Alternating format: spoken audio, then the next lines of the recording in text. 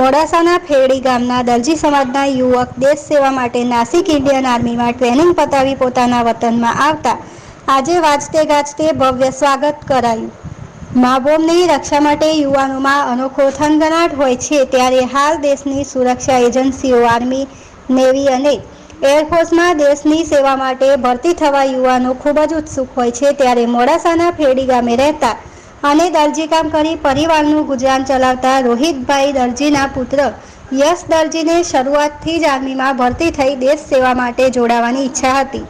તે મુજબ એણે આર્મીની ભરતી માટેની તમામ કસોટીઓમાં ઉત્તીર્ણ થઈને યશ દરજીએ મહારાષ્ટ્રના નાસિક ખાતે ટ્રેનિંગ લીધી અને તેનું ફરજ માટેનું પોસ્ટિંગ ઉત્તર પ્રદેશના મેરઠ ખાતે થયું છે।